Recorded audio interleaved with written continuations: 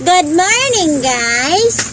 Walang tawin pakok. Oh, walang pakok, guys, ha? Kasi, bakit walang pasok?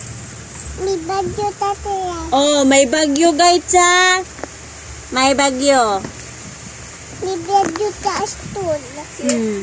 Basa yung brief ni sir. Bata ba yung brief ng teacher mo? Dali mo. Sige na. Tapos na. Meron pa, may maliit pa, oh. Basa yung brief ni Green. sir. Tingnan mo ka ng kulay yan. Yes, baby green. Ayusin, hindi kasi ganyan maghawak ng kulay. Samahan nyo siya, guys, mag-aral, guys. Hindi nakikita ng guys yung gawa mo. Baka pumasok yung Crayola sa ilong mo.